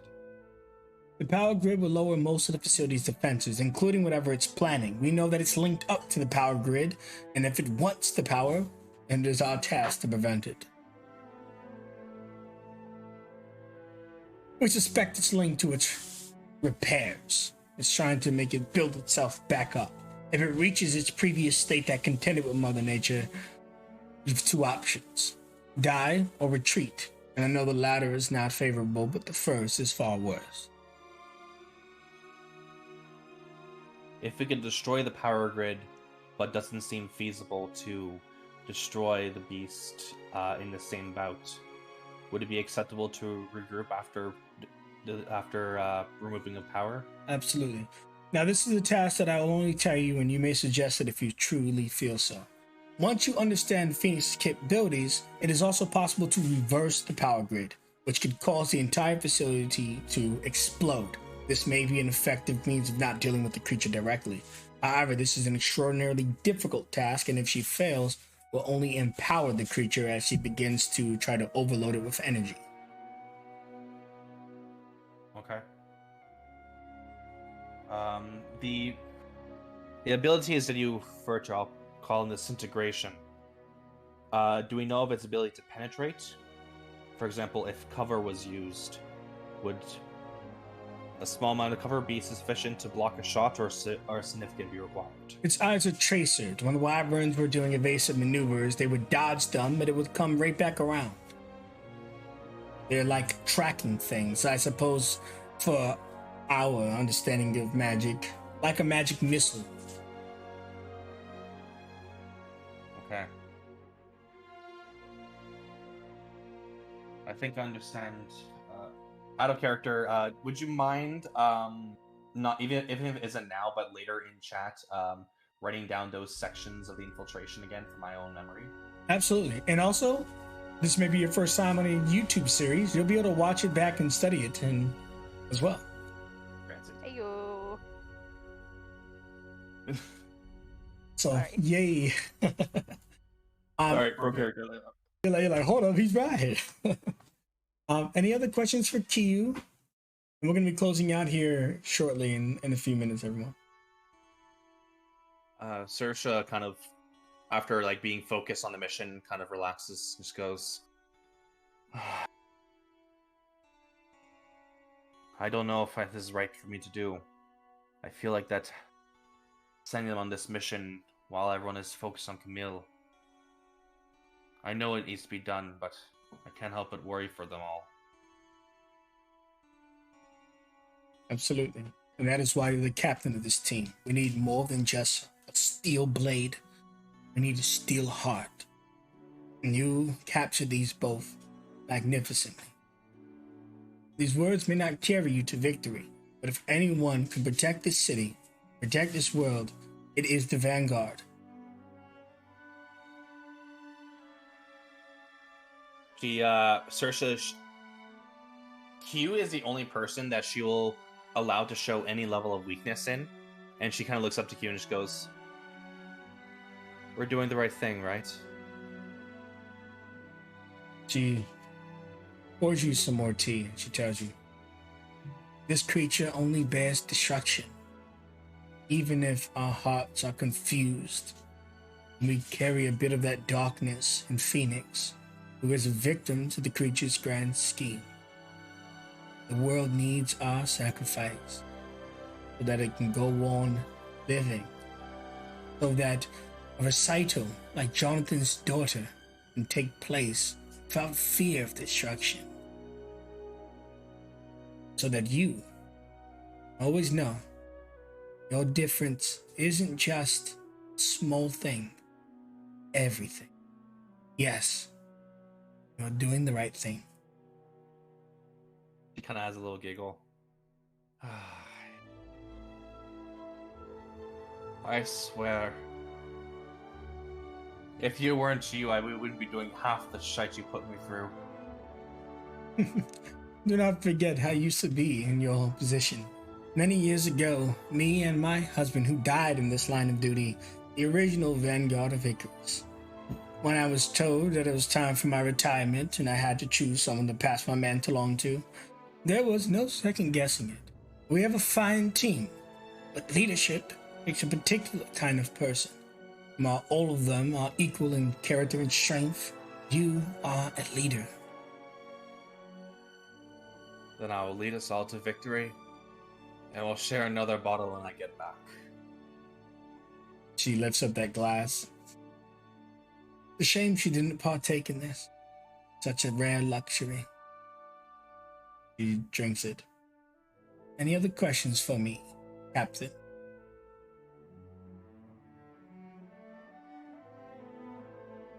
Any words of wisdom you want me to share with the others?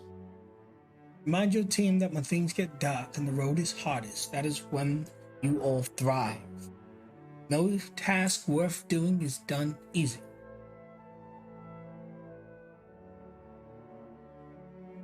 Alright. I'll relay the mission to them. I think they all have their parts to play. Yeah, raises a glass as you walk away. You can see sadness in her eyes because this isn't another mission. You fought Malders, you fought monstrosities, but this creature is something else. To contend with Mother Nature, a creature that is quite literally the world in many ways, she fears for your health and your survival, but she also believes. And it's that belief that drives her to send you out on this mission, to believe in you, to encourage you with her words despite the fear of the death that could come. And she knows that when it's all said and done, whether it's one of you or all of you, that you will return home and you will be successful. But it's never easy. And as a leader, you know that most.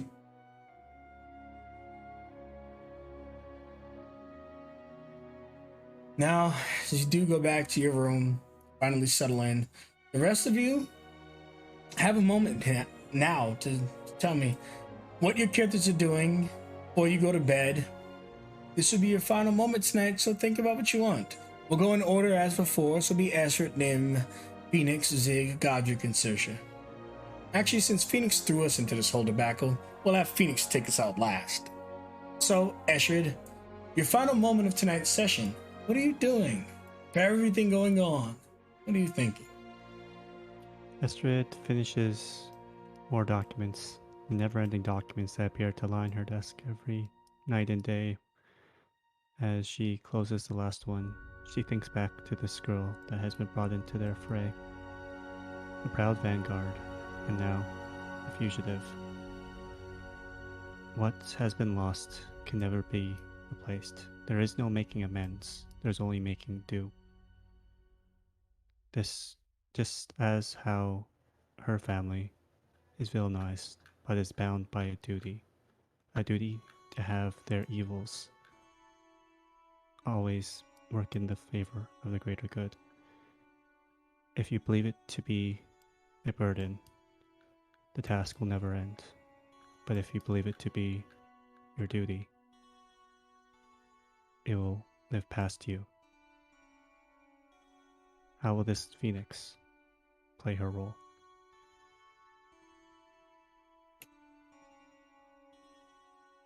Thank you, Ashford. You settle down, Shirley, and prepare for tomorrow. We go to your bunkie. Actually, that's incorrect. I lied to you. We go to Nim.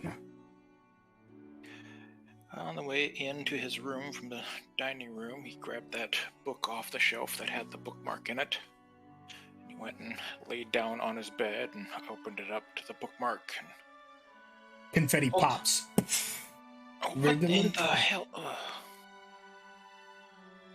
Always with the surprises. And he pulls the bookmark out, just kind of smiling a little, cleans a little confetti off his face, and thinks about Camille, just pictures her, how she was, who she was before the incident, the event. And just wonders if she'll pull through, if he'll ever get to see her again, if he'll ever get to return any of these little pranks.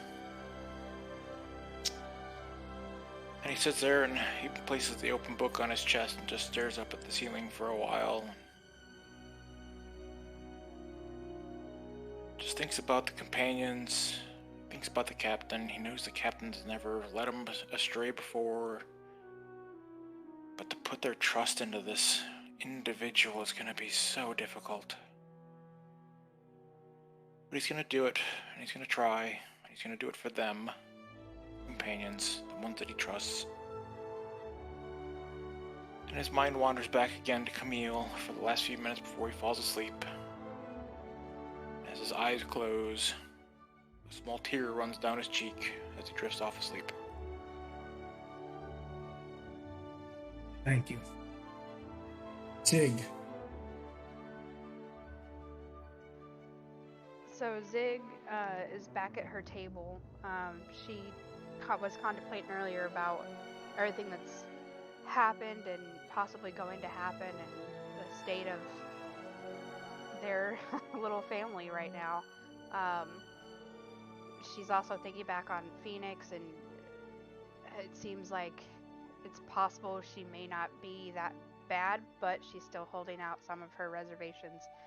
However, given what happened to Camille, and half the reasoning as to why she's doing all of this work to protect her family, she's going to start writing down kind of like a last will and testament just in case something is to happen to her. Pretty much just describing that she wants all of her money, everything that she's earned and fought for, given to her parents, and she wants her weapons given to her oldest brother, and then some of her other mentionables given to the rest of the team, knowing that they'll need it eventually. But she's kind of just resigning herself, not that she's going to lose her life, but that she's willing to give her life for this. She is a little brokenhearted about the amount of innocents that were lost in that city. As your mind lingers on that, eventually you're snapped back to reality as a little toy next to you begins going off. Zing, zing, zing. Designed by Camille to remind you. 8 hours of sleep. Drink your milk. Go to bed. Ching, ding, ding, ding. Just smacking its pans together obnoxiously. She knows that if you're going to be as healthy and strong and be able to crush all of our enemies, that you need to be well rested. Even though she's not here, it almost feels like she is. Her bed still has a little crinkle in it. Since as organized as she was, she never tended to her room well enough. She'll kind of laugh a little bit and stop the clinking, and you'll see her close her eyes and a couple of tears run down, and she'll say, well, Kathleen is from the bed. All right, as you wish. To bed I go. And eventually your eyes close whenever your mind is less foggy, which is probably never, but sleep is required. We find ourselves Aldrich and Zuzu. Let's not disrespect Zuzu. So Godric, as he gets settled in for the night, he would touch his nose to Godric or to Zuzu's beak and say, "You know I would never eat you," and kind of ruffle his feathers a little bit. He has a perch next to Godric's bed. I imagine, even though you can't see it, it's probably near a window, so that Zuzu can kind of come and go throughout the night as he needs to. So with Zuzu settled into bed, Godric would curl up. He's incredibly tired. He's been up pacing. I imagine it's been numerous days that the captain's been gone, and he's just felt anxious and unsettled without her here. So he's super tired. He's, now that the team is whole once again with their +1 of Phoenix, he's ready for some honest to goodness rest. He doesn't feel any different than any other battle. Maybe that's his own ignorance of the threat ahead, but he does, you know, to what the captain said, it's just another battle for him. This is just another mission. He looks at every mission as if he dies. He dies with his family. He dies protecting his family. So it just kind of is what it is. Tonight they're here. Tonight they're safe. And so he curls up and probably conks out pretty quick, feeling a small sense of ease tonight. Well, Godric, when you're ready to go to sleep, you just have to clap. The light in your room is installed by Camille to turn off. She's just the best. And he'll clap. And the light dims first because the second clap needs to happen by Eshard, who usually is writing something at the desk. It's enough for you to get some sleep, assuming Eshard's not ready. Estrid, seeing Godric is ready for bed, retires her spectacles, puts down her quill, and enters bed with one more clap as well. Room goes dark, somewhere else, restless. Potentially. Saoirse, in her room, what is she doing? She hasn't gone to sleep yet. She is kind of poring over notes. She has tucked away in her library a set of playbooks, like different strategies and ways that they fight. Looking over, Godric's usual battle tactics and how we can use them. Like this play to do this, and she's kind of poring over all of her notes and kind of just trying to remind herself of all the things that we can do and making sure that she's trying to like workaholic style focus on the work so she doesn't lose sight of the goal.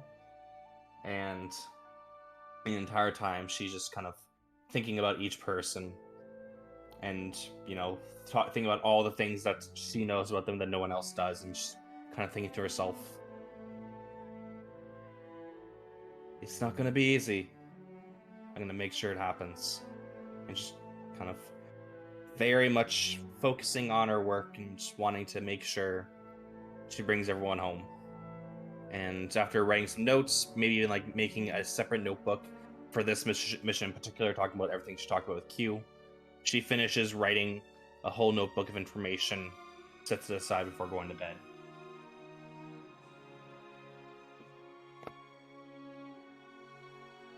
And reason we're all here tonight, meeting the Vanguard to get their vengeance. Phoenix.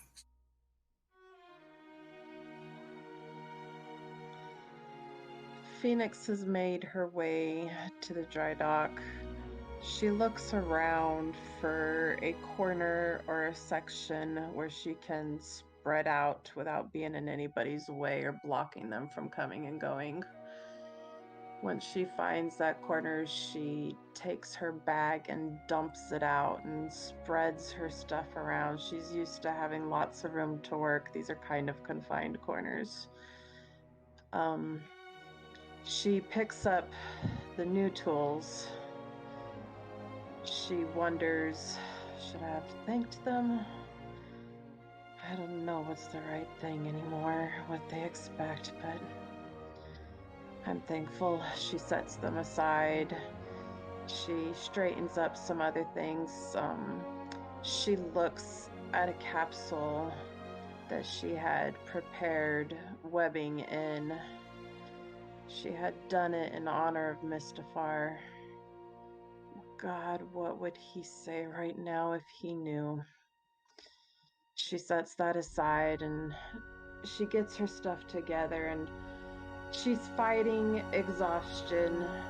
She passed out plenty of times from her pain tolerance giving way and shutting her brain off in the downpour, but they said it was a few days, a week, but it feels like it was an eternity since she slept.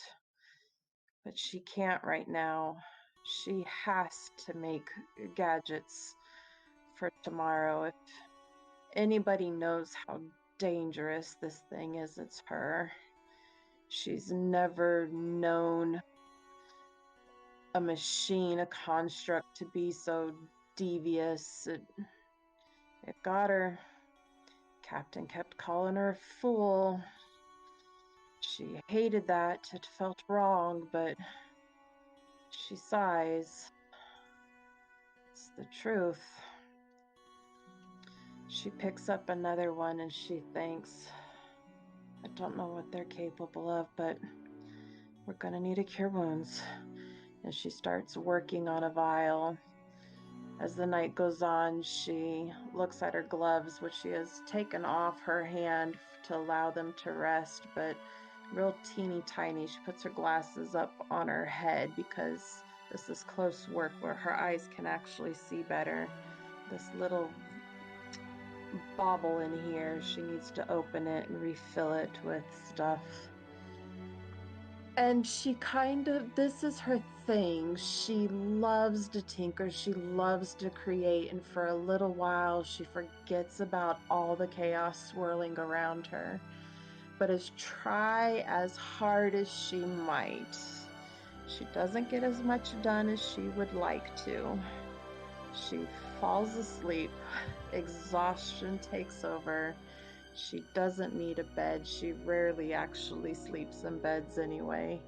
And she falls asleep on the dock with her stuff in a messy array around her.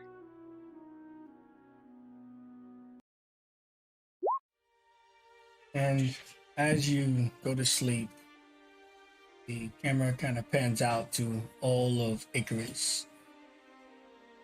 City being rapidly rebuilt and put together. Many working late into the night to make sure that people have somewhere to sleep, somewhere to eat. Still finding family members. Still looking around. But the city's strong, despite everything. It has brought people together more than it's brought us apart. Many ways. In another scene, EU is returning home, looking at her kid, putting him to bed, thinking about her lost husband who died in Metal Rain, defending the world, and how it all feels like it's starting up again. And perhaps what some people may think is the least important in the grand scheme of things, but is the entire reason we're doing what we're doing. Jonathan. He's going to that recital, but perhaps not the one you'd expect. He arrives at a gravestone, little drips of a bottle he acquired. He puts his flowers down, and he picks up her favorite instrument and begins to play it. No, stop it. Delilah, I've only just lost you, and I've looked at the one that caused this. She meant it or not. And I know you'd want me to forgive her. I'm doing my best. This world is full of injustices. Someone to have another chance before another could even grow to know life, to see life, to enjoy it. Not a task easy for any of us, much less myself. But I want to believe, Captain Treasure, and the Vons, that there's hope in this world and this darkness that we see. And that even when we can lose everything, we could still wake up tomorrow with a purpose, a task, a job. That even now, that it matters. All of it, any of it, that it matters. And so I shall play a song this night when you should be reciting. I shall play your song. And that is where our session comes to a close. I hate you. You bastard. Phoenix, come over here. I have to kill you now. I know. I hope you all enjoyed session 1 of our mini-series, The Vanguard's Vengeance. It's going to be a killer. It's going to be amazing. It's going to be a roller coaster. So please make sure you're tall enough to get on that line. In any case, thank you, Cass, for a very epic first session. And everyone to the stream, say your goodbyes. Bye. Bye all. Take care, stream. Hope your Until next loved ones time. aren't killed by giant robots. We gonna kick some ass, so why don't you join us next week? Come back at the same time. If you haven't already, please drop that follow. And stay tuned. There's going to be a lot of good, a lot of bad, a lot of love, a lot of hate, a lot of blood, a lot of baths after the fact for those who survive. As always, it's your boy Falcon, and I'm flying out. You all have a good night, and I'll see you all next time.